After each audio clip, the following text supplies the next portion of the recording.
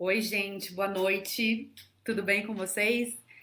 Sejam muito bem-vindos aqui ao Facebook da Beatriz.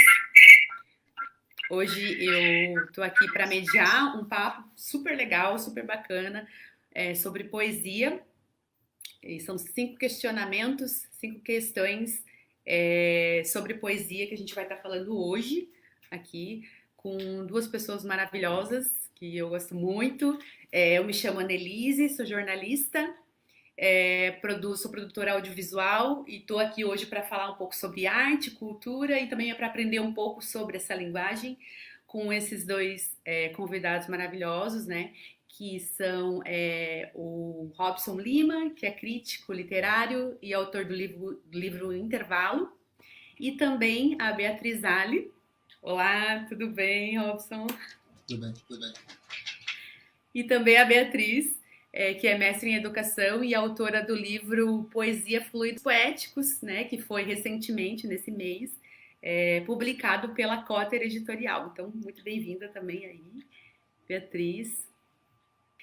Então, assim, pra gente, antes, né, pra gente já começar a entrar no nosso papo, Opa, opa! uma das coisas que eu queria perguntar para vocês é começar pelo básico, né? É, eu sou de outra área, que não da poesia, mas gosto muito de arte também, e a gente está aqui nesse bate-papo. Eu queria perguntar para vocês o básico de quem conhece pouco sobre, né? Afinal, para que serve a poesia? Ok, né? O que é poesia? Ou é difícil, né, responder essa pergunta. O que é a poesia para mim? Né? Antes disso, eu queria dizer boa noite para todo mundo, né? Para quem está ali, agradecer muito, para quem está chegando. Agradecer os meus pares, o convite do Robson, querido, muito obrigada, né? Por você ter pensado junto esse momento. Eu acho que é um momento super difícil que a gente vive, né? E trazer um pouco de poesia para a vida das pessoas, eu acho que traz um pouco daquilo, e aí eu já trago uma definição, né? Daquilo que o Roland Barthes diz, que a poesia é a prática da sutileza em um mundo bárbaro. Né? Então, a gente vive num momento super complicado, político, econômico, e a questão da pandemia, que é global. Então, a gente está no momento que precisa mais do que nunca trazer a poesia na nossa vida, né? E aí, definir a poesia, eu acho que eu penso que eu teria que ir àqueles né, aos meus pares, para daí chegar na minha, né, aquelas pessoas que me fizeram pensar a poesia, para daí chegar numa definição melhor. Então, já trago essa, de início, portanto, essa fala do Barthes, né, do Roland Barthes, quando ele diz que a poesia é a prática da sutileza em um mundo bárbaro. Né? Eu até separei um poema aqui, do meu livro, para ver se eu consigo trazer um pouquinho dessa sutileza, né? Ótimo. Vamos ver se eu consigo aqui trazer um pouquinho dessa sutileza num momento tão complicado, né, que a gente vive distâncias, né, muita saudade. E aí eu tenho um poema que eu escrevi do meu livro que chama Desejo, né? Diz assim: nessa noite árida de estrelas, sem bússola e sem norte, ainda me restam teus retratos, a expulsar da minha janela a escuridão da saudade. Aproximo os lábios na borda da tua taça e suspiro o teu buquê de orquídeas uvas. E quando o teu aroma assoma vinho suave e amadeirado, embriago-me de ti ali, no velho sofá da sala empoeirado. Então, eu já trago um pouco dessa sutileza, né, que a poesia pode né, nos propiciar, né, digamos assim, vindo nessa direção que o Roland Barthes diz. Mas eu acho que poesia não é só isso, poesia também, como dizia o Lorca, né, o Frederico Garcia Lorca, também é a união de duas palavras que, de repente, provocam um mistério, né? duas palavras para juntar, um poeta junta, cria, né, um mistério. Então, também é mistério, a poesia, o José Hierro, né, diz um poeta, o ritmo é que faz a poesia persuasiva, ou seja, poesia também é persuasão, né, ou seja, é uma forma de persuadir o outro, né, para algo. E aí eu posso até juntar com a ideia do Manuel de Barros, né, que é da subversão mesmo, né? Diz o Manuel de Barros, olha, eu não aguento ser apenas um sujeito que abre portas, que puxa válvulas, que olha o relógio, que compra pão às 6 horas da tarde, que vai lá fora, que aponta lápis, que vê a uva, etc, etc, perdoai. Mas eu preciso ser os outros. Eu acho que a poesia também é uma forma da gente ser outros, né? A gente se permitir ser outros e de inverter as coisas, né? A própria poesia do Manuel de Barros, por exemplo, que quem conhece, traz essa subversão, até na palavra, na forma de se expressar, né? E por último, eu penso que, para mim, poesia é uma forma mesmo de sedução. Depois das lições que a Bia nos deu, eu queria retomar um pouco a ancestralidade dessa questão do que é poesia. Né? Ela remonta ao início da humanidade, praticamente, da civilização. Quando eu pego a poética de Aristóteles, já há uma preocupação. Né? Aí passando pelos nossos teóricos mais atuais, Alfredo Bose, o professor Cândido, o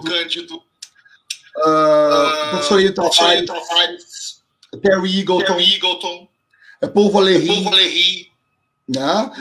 O próprio Décio Pignatari, né? Então, passando por todos esses teóricos da poesia, eu quero me ater a um em especial, que é o Robert Frost. E o Frost vai dar uma definição linda. Ele diz o seguinte: poesia é tudo aquilo que se perde na tradução. Ou seja, só o fato de explicar o que é poesia já tira a poesia do poema. Porque enquanto eu explico, né? Enquanto eu estou explicando, eu não estou usando a função poética. Né? A função poética pertence somente ao poema. A função emotiva da linguagem, que é utilizada mais de narrativas, contos, romances, etc. Claro que a palavra é importante, mas ela está subordinada ao enredo. Já na poesia, a palavra não subordina a nada. Né? Então, veja, a poesia é livre na poesia. Então, eu diria que uma definição que une vários teóricos seria o seguinte: poesia é a arte da palavra por excelência. É isso. Muito bacana, muito obrigada. E deu certo. Obrigado. Além dessa aula que você deu, ainda a gente conseguiu te ouvir muito bem agora. Obrigada, viu, Robson? Eu agradeço. Então, já aproveitando, né, que a gente está nesse papo, eu vou fazer a segunda pergunta, que é: para que serve, então, a poesia, né? E aí eu gostaria já de fazer essa pergunta para ti e, na sequência, fazer essa pergunta também para Beatriz. Vamos lá. Para que serve a poesia? Eu quero chamar duas acepções do verbo servir. Servir no sentido de ser útil para, e servir no sentido de estar a serviço de. São duas coisas que eu queria ponderar aqui. Primeiro, que a poesia não está a serviço de ninguém. A não ser da fruição do leitor. Ou da criatividade do autor. E no sentido de utilidade, eu quero trazer um termo utilizado pelo nosso curitibano Paulo Lenis. E ele afirma que poesia é um inutensílio. Não serve para nada. Gente, um inutensílio numa sociedade cada vez mais utilitarista é uma dádiva. Perceba que o ser humano é o único animal que procura o inútil. Nenhum animal procura o que é inútil. O ser humano não. Quando elevado, ele, além de ter comida, bebida, habitat, sexo para perpetuar a espécie, ele lê um poema. Ele vê uma obra de arte. Assiste a um filme. Ou seja, quanto mais eu busco o inútil, mais elevado eu fico. Né? Então, esse utensílio da poesia talvez seja a condição de ser humano. Perguntar para que serve a poesia seria o mesmo que eu perguntar para mim mesmo. Por que eu existo? Eu existo porque sim. A poesia existe porque sim. Como diz Leminski, para quê? Por quê? Muito bacana, muito bacana, obrigada mesmo. E agora, então, eu faço a mesma pergunta, né, para Beatriz. Vamos ver, Beatriz, para que serve a poesia, na sua opinião? Vamos lá. Então depois que eu falo, eu já perdi data, né? Bom, eu tinha falado quando eu estava fazendo a descrição do que é a poesia, né, eu também estava pensando no para que servia a poesia. Eu acho que uma pergunta e outra meio que, né, estão entranhadas uma na outra, né? Então, a gente fica pensando, olha, o que é a poesia? Eu acho que, se eu for falar de forma, eu vou trazer algo que eu aprendi há pouco com Pound, é o nome de um autor que escreveu o ABC da literatura. Aí ele diz que poesia é ritmo, certo? É som, é ritmo, ou seja, se a poesia, se o texto não tem ritmo, som, né? Aí, óbvio, se eu queria que você me ajudasse também a pensar nisso, e trazer um poema um pouco, se ela é ritmo, se ela é som, então ela também é cadência, enfim, então, que som é esse? Que musicalidade é essa? Até se diz que a poesia, no início, era cantada, né? Depois ela começou a ser entoada e depois falada. Tá? Eu até ouvi um colega, o Otto, falando que tem poetas, por exemplo, que escrevem com muita musicalidade, no entanto, na hora de falar a poesia, na hora de entoar, né, elas só falam, né? Diga. Você que levantou o dedo? A questão que muitas vezes, quando um poema é musicado, uma tragédia acontece. A melodia da canção se sobrepõe à melodia do poema. É um desastre. Desculpa o realismo. Me dá um exemplo disso. Em que momento que ela se sobrepõe? Quando eu crio uma melodia cuja letra é um poema, que já tem uma melodia própria, essa melodia própria do poema é desativada, é violentada, é cortada pelo ritmo da música que é imposta. Sabe? Então, por isso a diferença. Quando eu falo que Chico Buarque é poeta, não, ele é um bom letrista. Porque ele faz a cadência das músicas dele coincidirem com a cadência do poema. O mesmo não acontece se eu pegar um poema da Bia, um violão que está aqui atrás, e criar uma melodia. Eu estrago a harmonia do seu poema. Entendi. Então, deixa eu ver se para responder, então, a Annelise, a pergunta que a nossa mediadora faz, que para que serve a poesia, e aí eu trazer o que é a poesia, essa questão de ritmo, vou ver se eu encontro um poema que eu separei aqui, meu, que talvez tenha essa musicalidade. E aí é o Robson que vai dizer. Não. Eu separei uma aqui, deixa eu ver. Eu acho que como eu cresci à beira do Rio Paraguai, eu gosto muito de água, eu gosto muito desse fluido da água. E eu aprendi com um amigo nosso chamado Marcos Torres, que pesquisa o ruído, o som das coisas, que o rio, ele tem um som.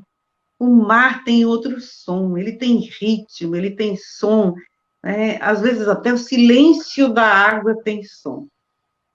A poesia, ela simboliza muito, né? Digamos assim, ela tenta concretizar um pouco desse som ou desse ritmo, né? Daquilo que a gente vive na nossa vida, né? Por exemplo, eu tenho uma poesia aqui que se chama Nado, Nada, já vou nele aqui, para tentar trazer um pouco,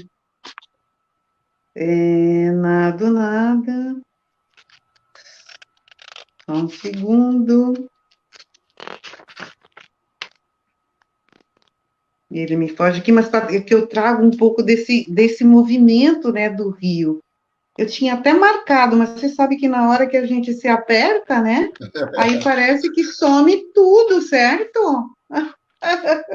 Lady Murphy. Na hora eu vou trazer a Amazônia. A Amazônia também tem essa musicalidade e também trabalha com a água, né? Com o Rio Amazonas, que você conhece bem. Eu escrevi Amazônia, eram uns poemas que escrevi pensando naquele rio. Vamos ver se eu consigo aí trazer essa musicalidade, esse ritmo. Então, é assim. Permita que eu relembre do lampejo das tuas pupilas. Perdão. Permita que eu relembre do lampejo das tuas pupilas em festa com a minha chegada. Não cubra com as mãos a tua boca, discretamente entreaberta, em sussurros de beijos. Desamarre essa venda dos seus olhos para que eu possa mergulhar na tua tempestade. Deixe que a minha chuva molhe a sua e se deitem no mesmo leito. Que retomem suas nascentes e façam brotar seus rios novamente. Marcar reencontro de águas, não para misturar nossas cores e nem fazer de dois rios um oceano, mas para escorar suas águas nas minhas e respirarmos juntos o hálito morno das noites amazônicas. Uau! Muito bom. Traz um pouco, tá? Agora coloca esse poema lindo aí no ritmo de Aquarela, do Toquinho. Destrói toda a construção que você fez sibilante, explicativa, oclusiva, bilabiais. Destrói tudo. Então, poema é poema, canção é canção. Legal, gente. Obrigada mesmo. Tá muito legal esse papo, hein? Tá? Mistura música, mistura poema, várias linguagens. A gente vai aprendendo aqui, ouvindo e aprendendo o que vocês têm para dizer aí sobre poesia. Eu vou partir para a terceira pergunta. Sorvendo. Eu que o diga. E essa terceira pergunta é especificamente para o Robson, porque depois eu tenho uma especificamente para a Beatriz, então vamos lá. Essa próxima pergunta é: como dizer se um texto é um poema ou se ele não é um poema? E aí, Nossa. Veja só. A tua pergunta é bem pertinente, porque ela vai tratar de uma profissão muitas vezes ingrata, né? Que é do crítico literário. O crítico literário, ele não vai trabalhar contra o poeta. Ele vai separar o joio do trigo. Ou seja, nem todo texto escrito em verso tem poesia. Ou seja, ele pode ser um poema sem poesia. O que seria poesia, então?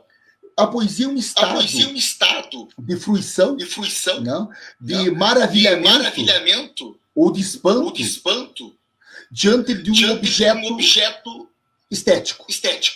Então pode haver poesia na pintura, na escultura, numa sinfonia, e pode ter poesia no poema. Né, quando feito com arte. Então, veja só, qual que é o equilíbrio? Na minha opinião, Beatriz, Iane e aos queridos amigos que estão participando, né?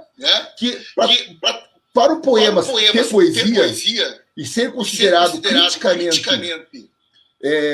uma obra de arte, tem que haver uma conjunção entre conteúdo e forma.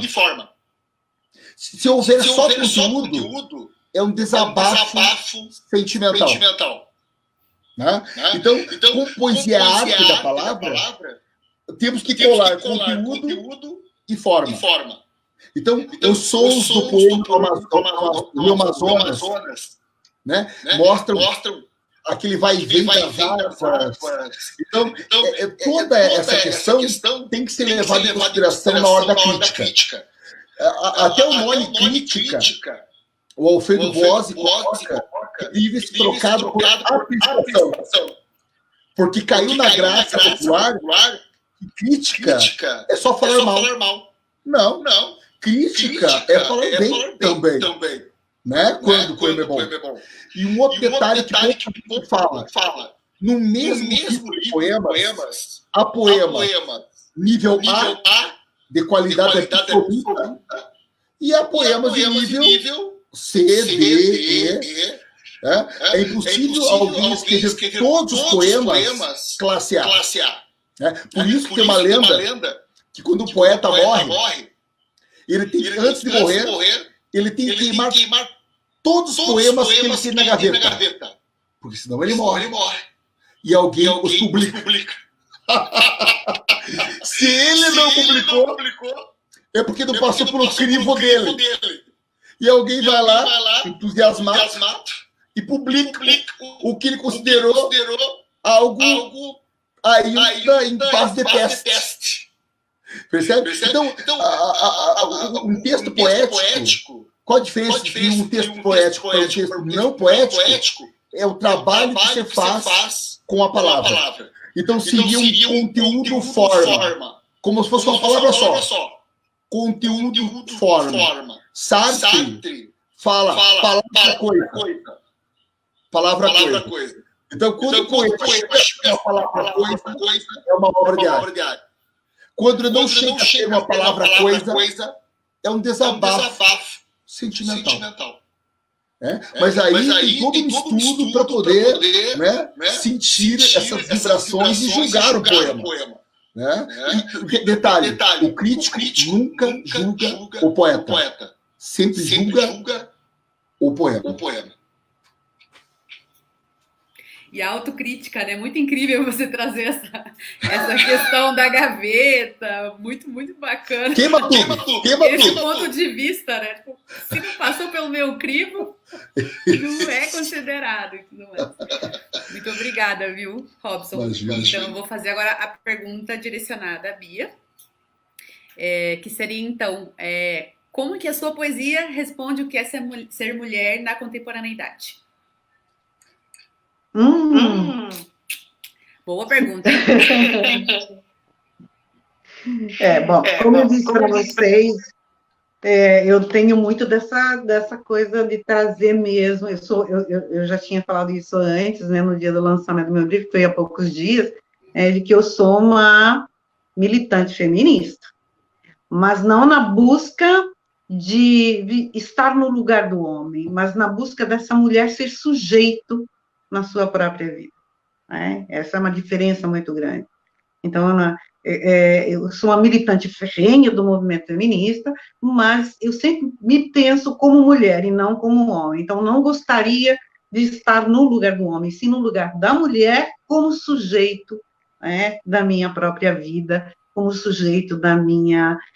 inclusive do meu sentir, que é algo, eu acredito que é isso que é um problema sério com as mulheres, que a gente, por conta da nossa formação judaico-cristã, a gente foi muito tolhida nesse sentir, Então, nos obrigam a sentir coisas que a gente não sente. Por exemplo, a gente não pode sentir ódio, porque é feio sentir ódio. Não pode sentir raiva, porque é feio sentir raiva. Então, eu tenho que sempre amar, amar. Eu não sei se vocês lembram de um poema do Drummond, que ele traz, ele olha que ele, né, eu acho que até ele se aborreceu com essa coisa de ser obrigado a amar, amar, o que resta um ser humano se não amar, e amar a ave da rapina, e amar, e ele vai escrevendo isso, parece até que é super poético, tem ritmo, tem musicalidade, mas o Drummond tem aquela pedra no meio do caminho, né?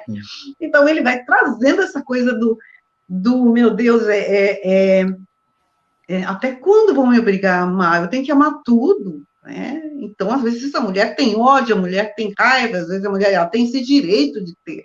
Até porque a própria psicanálise, se a gente for sair do mundo da poesia, ela traz essa coisa dúbia, né? Do amor e ódio junto, né? Consciente e inconsciente. Enfim, a gente já avançou muito nessa questão. Então, a mulher se permite, muitas vezes, e existe muita poesia, inclusive contemporânea, né? Trazendo expressões muito, às vezes, fortes, ou às vezes até grotescas, né? Totalmente fora do vocabulário feminino, falando sobre ser mulher, né? E muitas vezes choca, mas muitas vezes é necessário mesmo algumas loucuras, né? Nesse movimento feminista, porque se ela não faz esse movimento, esse rebuliço, se não traz algo, não encontra um equilíbrio, eu penso, não encontra o seu lugar no mundo. Eu gostaria de responder, assim, mais uma vez, com um poema que eu escrevi sobre a mulher, né, que escreve o mundo, sobre a mulher poeta, tá? Então, diz assim, a mulher escreve o mundo pela janela da sua cozinha. Sua obra é um feixe de cheiros que desliza pelas escadas do seu prédio. Ela também escreve entre o sono e o choro das suas crianças. Seus versos são suaves como cantigas de ninar. Às vezes, ela constrói poemas entre queixas e gritos à sua volta. Sua poesia ferve por dentro como um vulcão contido. Seus poemas sempre cantam o amor ou a falta dele. Ainda que o ódio a desafie e a indiferença seja o seu castigo. Suas histórias são bálsamos perfumados para o espírito, porque sabem perdoar a estupidez humana. Algumas vezes escreve do alto e vê o mundo como um brinquedo. Voa indiferente sobre as queixas, os gritos, a culpa e o pecado. Seu livro é um santo de barro, rodeado de velas acesas e flores frescas. Eu penso que eu trago alguma coisa aí, a poesia é inexplicável, é para sentir, já dizia Fernando Pessoa, mas eu penso que, além da mulher ter que trazer essa questão do ser mulher, do ser sujeito, né, de se permitir sentir coisas também, não entrar no romantismo, né, de achar que a mulher, é mais fácil para a mulher escrever poesia, não é fácil. É um trabalho muito difícil para a mulher poeta, por exemplo, escrever poema no meio desse turbilhão. Então, não é, cada um tem seu tempo. Não é bem por aí. É que o tempo dela é dividido entre mil coisas, né? Eu não sei se eu trago um pouco do que eu penso, né? É assim que a minha poesia responde à questão da mulher, Anne Robson. Muito legal. E essa relação, né, da realidade que atravessa, né, esse fazer poético é muito, muito interessante desse ponto de vista feminino, feminista. Muito, muito legal essa consideração, enfim, esse poema. E obrigada. E agora a gente vai partir, então, para uma outra pergunta que vai ser dirigida a vocês dois, né? Que seria, então, é possível viver sem poesia? Para vocês, poetas, é possível? Ou para nós, réis mortais que não escrevemos, como é que seria isso? Me contem, Robson, e depois Beatriz. Vamos lá. Vamos lá. Eu vou citar a frase do filósofo aqui, chamado Dr. House. Né? Na minha opinião, o oxigênio é mais importante. Se é possível viver sem poesia, eu acho que o oxigênio é mais importante. Gente, eu penso assim, é possível viver sem poema, mas não sem poesia. Né? Já a pergunta é específica sobre poesia. Né? Por quê? Porque a poesia é o brincar de mel, é o pecado da porta, é a válvula para qualquer sociedade. Então o poeta é aquele louco que luta com versos. Né? Drummond fala que lutar com palavras é maluco para van. Né? Então, essa é uma questão que permeia, volta para a reflexão da utilidade do poema. Então, como o poema é inútil, ele não serve para uma sociedade altamente utilitarista. Uma sociedade que é aparentemente pudica, mas incansavelmente pervertida. Uma sociedade que tem medo de sexo e orgasmo. Então, como não tem medo da poesia? Né? É possível viver sem poesia? Bom, quem se irrita, por exemplo, ao ver um mendigo numa praça sentado, sem nada a fazer, é claro que vai odiar a poesia. Ele precisa sair do armário do seu almário. Claro que irrita com marabalista no sinal de trânsito vai odiar a poesia. Ele precisa sair do armário do seu almário. Quem não se indigna com a morte de 75 mil pessoas pela Covid precisa se trancar no armário. Sem poema, nem poesia. Poesia é pó. E do pó é só.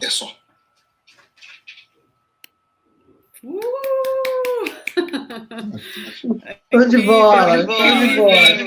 E como faz a gente pensar, né, sobre essa forma de arte, de resistência, momentos cíclicos, né, autoritários, né, no Brasil que a gente está vivendo novamente.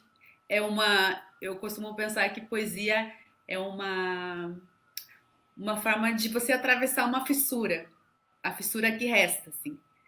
E aí, então, eu queria passar a bola para Bia, nossa Bia, Beatriz, poeta. Diga lá se é possível viver sem poesia. Eu creio que não. Como diz o Robson, a gente principalmente a mulher, eu acho que qualquer ser humano, mas não tem como viver só um momento, digamos assim, do horror. Eu não sei se foi o próprio, acho que foi o Pound que ele disse, não, ou outro autor, não sei quem foi, não lembro, mas ele diz assim, que no meio de uma guerra, como a gente está agora, numa paradinha, entre uma luta ou outra, a gente abre uma garrafa de vinho, né, toma um drink, sei lá. Eu penso na poesia, nesse belo, a poesia enquanto belo, enquanto algo sensível, para contrapor as ideias aqui, para somar, na verdade, com as ideias do Robson, trazer um pouco esse lado em que a gente precisa respirar. A Elis está aqui, maravilhosa, Lê, a Viana, lá da escola, obrigada pela presença, beijos para vocês. Então, eu penso assim que a gente vive um momento de isolamento, né, em que mais do que nunca precisa ser outros. Né? Então, eu sou aquele ser, assim, subversivo, que subverte a ordem, eu sou, assim, aquele ser que eu preciso sofrer, que eu preciso odiar, eu sou aquele ser que precisa amar, eu sou, enfim, aquele outro, e sem poesia isso não é possível, né? É a poesia que permite, digamos assim, uma arquitetura mais delicada desse sentimento nosso, senão seria barbárie, senão a gente rumaria para a barbárie, né? Se a gente não tivesse esse belo esse belo, uma forma, a poesia, né, como uma forma de explicar esses sentimentos terríveis que a gente tem, né? E aí a gente pode, por exemplo, nesse sentido que eu queria trazer um nada, né, para mostrar como que a poesia, por exemplo, é importante quando você está vivendo um momento de dor, de sofrimento, né? E ali eu continuo procurando a minha poesia, nada, até agora, né? Mas eu vou trazer o Zumbi, que é uma poesia também que o meu mestre gostou muito, né? Que chama Zumbi, na página 73 aqui. Vamos ver se eu respondo um pouquinho a Annelise e ao Robson sobre se é possível viver sem poesia, né? Com a minha própria poesia. Zumbi. Nós, quando eu falo assim, a gente sente raiva, sente ódio, sente tudo. A gente é um ser complexo. E permita-se, né? A poesia nos permite isso. Então, vamos lá, o meu Zumbi. Lembro de ti os clarões, sorriso aberto em trovoadas, pessoas entrando sem bater, abrigando-se em tuas pupilas úmidas de compaixão. Confiavam em tuas mãos sempre entrelaçadas em oração, inocentes, penitentes, sem pecado original. Dia desse, espiei-te no caixão, de canto de olho. Nunca vi gente mais morta. Peito animal empalhado, boca reganhada, 2 caninos de fora, parecia bicho morto-vivo, troféu de parede. Um momento ali, né, de expressar um pouco essa raiva, né, esse ódio, enfim. A poesia dá uma forma, né, de delicada, digamos, a esse sentimento. Então, eu penso realmente que não é possível viver sem poesia. Não sei se eu respondi. Claro, e trouxe até a questão mórbida, né, que é possível, né, o poema já traduz, né, esse sentimento, assim, que é uma falta de, sem a poesia, não existe essa falta de vida, né, dessa morte que está posta, assim, enfim, que é mórbida, que é um zumbi, enfim. Muito legal, gente. Eu tô gostando bastante. E a gente tá. Bom, a gente vai encaminhando, então, já para os finalmente, para o final desse bate-papo delicioso que a gente teve hoje.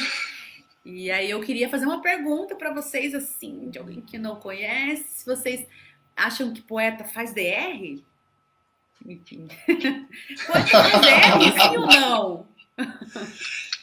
Olha, nunca parei a pensar nisso.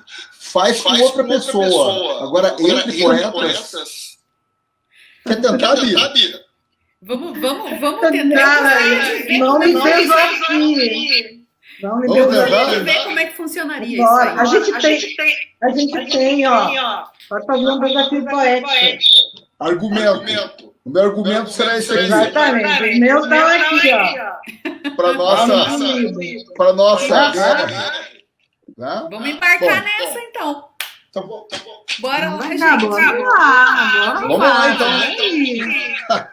Eu vou fechar aqui a minha câmera e aí vocês enfim, vão entrar nessa batalha aí poética. Quem entrou aqui para nos assistir pensou ver qualquer coisa, menos assistir a Madeira. Sim.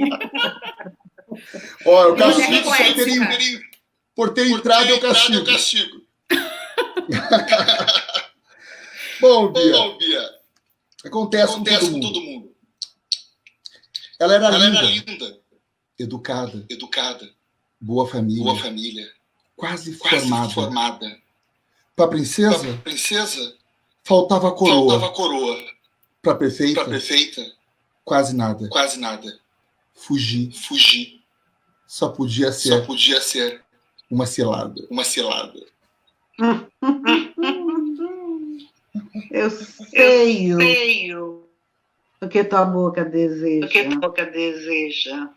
É ir de língua em língua, abrindo e fechando pétalas, escorrendo entre musgos e fios de água fresca nas encostas de um rio abandonado. Ou bolo, suco, leite, avelã, pão, geleia, manteiga, croissant, aveia, a vida, avina, alã, frios, frases, risos, maçã, o teu seio, no fio, anuncia o fim do café da manhã.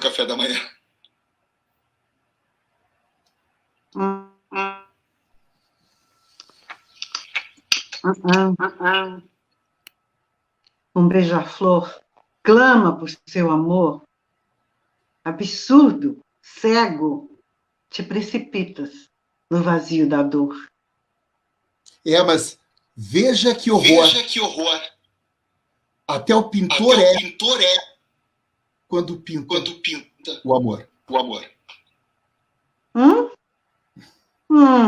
Reli nosso passado. Só tinha uma pessoa. Era você ou eu? Olha, assim que li pelo e-mail, um louco poema nasceu. Só não sei quem o assina. Se sua assina ou se sou eu. Nada é mentira na sua estatura. Nem mesmo na sua improvisada caricatura. E também nada mais conservador do que seu ímã imerso, inverso e dor. Confiava em tuas mãos sempre entrelaçadas em oração, inocentes, penitentes, sem pecado original. Na madrugada, fria, mente, calculada, por um tris. Não descubro a raiz quadrada dos seus quadris. Moço bambo, perambulando, molambo, beijando beirada de rua, chutando bunda de lata. Até quando? Em Curitiba, canto ópera de arame, bebo café coado com aspartame e cuspo fumo da boca maldita que os meus versos desacredita. Em verso percurso que não largo, nem a tapa, nem a trapo, nem a troco, nem a trago. O farol do saber me diz que eu sei muito pouco. Cambaleante pelo passeio público, passo pelo feirão e pelo louco. E nenhum poema me garante que esta noite será minha noite de Almirante.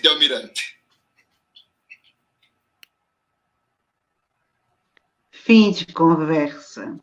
A palavra ficou presa no porão da garganta. Perdeu-se a chave. Na realidade, tudo que eu não te disse era a mais pura verdade. Diz o que é verdade. Que eu lhe faço um poema de mentira. Talvez uma tira. Fotografias em PIB revelariam no escuro da câmara a sua bela imagem sem filtros. Poeta também envelhece. Meu último verso. Vê se me esquece. Sina. Me amava entre brumas e brumas, como quem não quer acordar da poesia. E em uma palavra se resume: o corpo que a noite assume, tua forma de mulher ilume, teu rosto de menina. Sina. Renascerei. Bem no meio do jardim dos espantos. Uma coisa te confesso. Tua saudade vira verso. Eu quero um poema. Um poema para esquecer a tua maldade. E um dia me dizer que não me amava e no outro me dizer que sim. Para perdoar a minha insanidade de acreditar na tua dúbia verdade. Ok. Último beijo de namorada. Agora é transformar amor em nada. Repentinamente, queria tudo. Não queria nada que não fosse tudo ou nada. Mas todo grande amor tem cena, música, flor e madrugada. Todo grande amor tem pressa, promessa, premissa, princesa e contos de fada. Todo grande amor tem ciúme, perfume, pernoite e piada. Todo grande amor acaba em Roma. Todo grande amor acaba em rima. Todo grande amor acaba em coma. Todo grande amor acaba em sina. Todo grande amor acaba. Se arrependimento matasse, seria minha culpa, somente minha e tua, amor da minha vida. Amor da minha vida.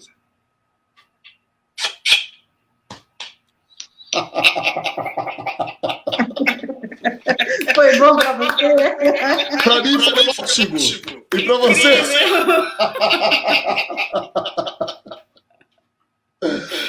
Ai, gente, muito, muito legal. Oh, essa DR eu nunca tinha visto, hein? Primeira vez. O intervalo e fluidos poéticos.